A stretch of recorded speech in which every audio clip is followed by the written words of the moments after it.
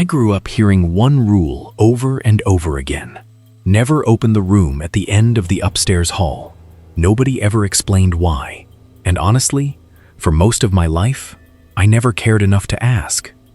Then my grandfather died. Then my mother died. Then the house became mine.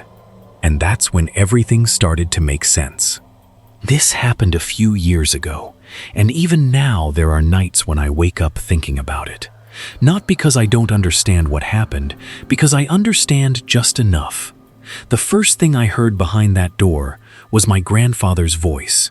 The problem was that he'd been dead for 12 years, and whatever was speaking knew a nickname nobody had called me since I was a child. My name is John Marron, and I grew up in Alexander City, Alabama. If you've never been there, it's the kind of place where family names matter.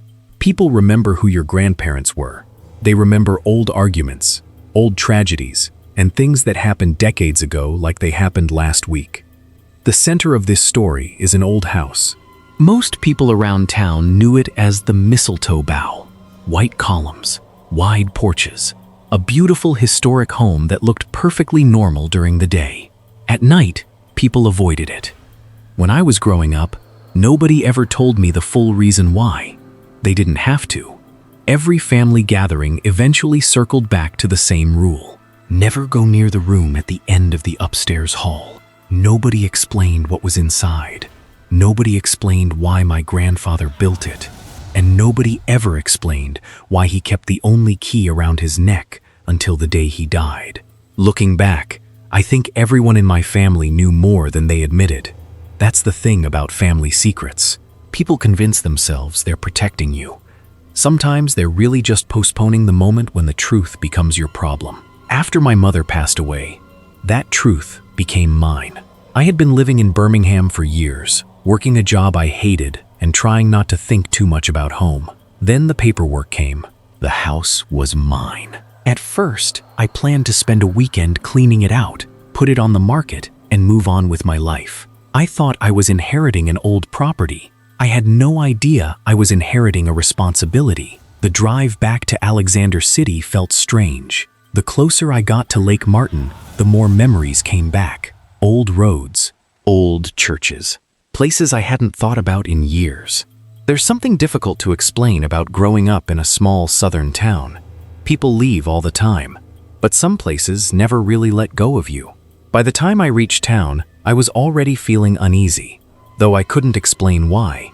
Maybe it was grief, maybe it was guilt, or maybe some part of me already knew I was heading towards something my family had spent generations trying to hide. I stopped at Coaliga restaurant before going to the house. I told myself I was hungry. The truth is, I wasn't ready to see the place. That's where the first warning came, and that's where the story really begins. The waitress recognized my last name before I even ordered. "You're Earl Marron's grandson," she said. I nodded. Her expression changed immediately. For a few seconds, she just stared at me. Then she leaned closer and lowered her voice. "Don't sleep upstairs." I laughed because I thought she was joking. She didn't laugh back. That warning stayed with me long after I left Coaliga restaurant. The next morning, after finding those muddy, child-sized footprints leading to the locked room, I drove into town looking for answers. The Tallapoosa County Records Office sat in an aging brick building near downtown Alexander City. I spent hours digging through newspaper archives, property records, and missing person reports. At first, nothing stood out. Then, I started noticing the pattern. A teenage girl disappeared in 1979. A farmhand vanished in 1984. A visiting cousin went missing in 1991. Different people, different circumstances, but every case shared three details. A storm had occurred within 24 hours. Witnesses reported strange sounds coming from the Marron property, and each person had last been seen somewhere near the upstairs hallway. The deeper I dug, the stranger things became. Old handwritten notes mentioned voices, whispers, someone calling names from empty rooms. Then I found references to the land itself. Some locals believed a Civil War burial site once occupied the property. Others insisted older stories existed long before that. Warnings passed down through generations. legends about something beneath the ground. Nobody agreed on the details. Everybody agreed on one thing. The land had always been feared. Driving back to the house, I kept thinking about how fear survives longer than facts. Families hide things. Towns hide things. After enough years, nobody remembers the truth. Only the warning remains. And if you've ever experienced something you couldn't explain, kindly like this video, subscribe, and tell me in the comments where in the world you're watching from and which part of the story hit you the hardest. I believe this story found you today for a reason. Now let's get back to the story. By the time I got home, dark storm clouds were gathering over Lake Martin. The house felt different. Watching, waiting. As soon as I stepped inside, I heard it. A whisper, coming from upstairs, coming from the locked room. My mother's voice, soft, weak. "Johnny, don't open it." My heart nearly stopped. My mother had been dead for 6 months. Then her voice suddenly changed. The whisper became a scream. "Help me, Johnny, please!" I stumbled backward. The entire house seemed to shake. Over the next hour, reality started unraveling. Portraits looked different every time I passed them. Faces shifted, expressions changed. And in one old family photograph, I noticed a man standing behind my relatives. A man I had never seen before. That was when I found the clipping. Maggie Marron, my aunt. The family always said she ran away to Atlanta at 16. The newspaper told a different story. Missing from Marron residence. Last seen inside the home. I stared at those words until sunset.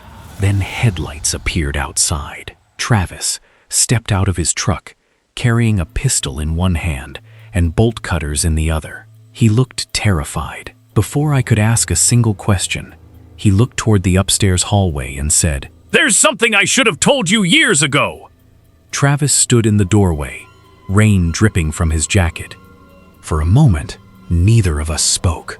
Then he looked directly at me and said something that made my stomach drop.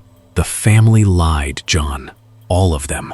We sat in the dark living room while thunder rolled across Alexander City. Travis told me the truth, piece by piece. Maggie hadn't run away. Neither had the others. The missing relatives never left. They disappeared inside the house. A cold feeling settled over me. "What happened to them?" I asked. Travis stared toward the ceiling. Granddad believed something lived beneath this property. Lightning flashed outside. He said it only became active during severe storms. It could imitate voices, learn memories, pretend to be people you trusted. The room suddenly felt smaller. My grandfather knew. My mother knew. Everyone knew.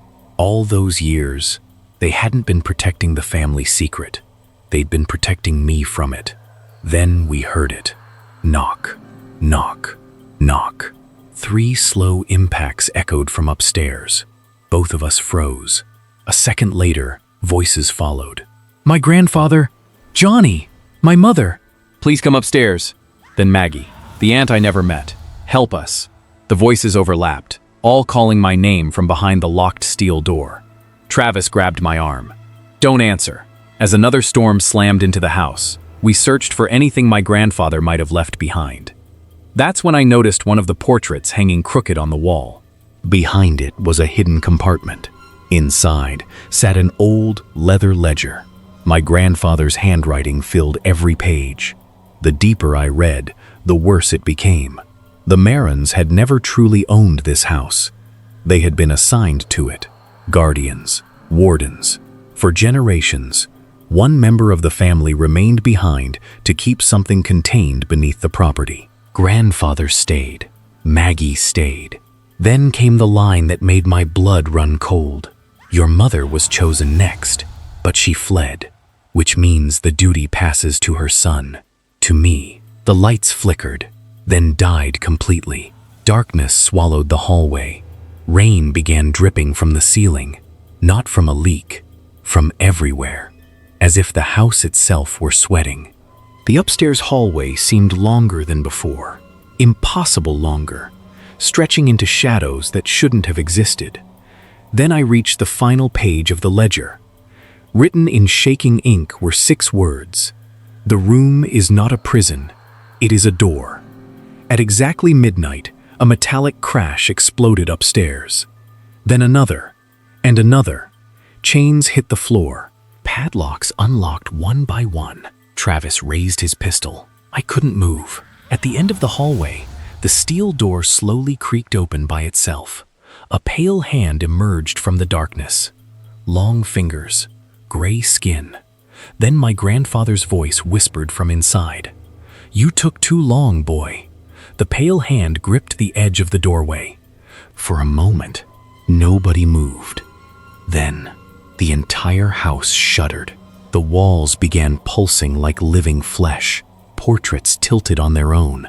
Faces inside the frames seemed to move when I wasn't looking directly at them. Beneath my feet, the floorboards rose and sank, as if something enormous was crawling beneath the house itself. The nightmare had finally awakened. I stepped toward the doorway. Inside stood 3 figures. My grandfather, my Aunt Maggie, my mother. They weren't alive, but they weren't dead either. They simply stood there in the darkness, watching, waiting. My mother stepped forward first. Tears streamed down her face. "Johnny," she whispered, "don't let it wear me again." The words hit me like a punch. Then I understood. The missing people weren't gone. They were trapped, still conscious, still suffering, being used. Suddenly, a gunshot exploded beside me. I spun around. Travis stood there with the pistol raised, but something was wrong. His smile, his eyes, they weren't his. The thing laughed, and Travis's face began changing. First my grandfather, then Maggie, then my mother, then me. It wore us like masks, every face, every memory, every emotion. The real Travis wasn't standing beside me. He was trapped somewhere beyond that doorway. The creature spoke with 100 overlapping voices. "Choose!" The room stretched open into endless darkness. Lock the door forever, and they remain with me. The trapped figures cried out. Open it fully, and they go free. The house shook violently. The creature smiled. And so do I. Chaos erupted. Screams echoed through the hallway. Portraits shattered. Windows burst inward. The ceiling cracked as the house began collapsing around us. I spotted my grandfather's iron key lying near the doorway. I grabbed it. The entity lunged. For one terrible second, I heard Travis screaming from the darkness. "John, help me!" I slammed the steel door shut. The impact shook the house. Then I forced the key into the final lock. Click. Everything stopped. Silence. Only rain remained. Police arrived hours later, after neighbors reported gunshots and the storm damage. They searched every room, found no bodies, no Travis, no evidence, only the sealed steel door. As officers prepared to leave, a faint voice drifted from behind it. "John, please open it!" Months passed. I tried selling the house. Nobody wanted it. I moved away carrying more guilt than grief. And if you loved this story, don't just scroll away. Hit that subscribe button, drop a like, and tell us in the comments where in the world you're watching from, and which part of the story hit you the hardest. We've got more powerful emotional stories coming your way. And trust me, you don't want to miss them. Last week, a package arrived with no return address. Inside was my grandfather's iron key and a folded note. The handwriting belonged to my mother. My hands shook as I read it. "John, the room is open again." I stared at the message for several seconds. Then I slowly looked up. That's when I noticed muddy child-sized footprints leading from my front door, straight toward my bedroom.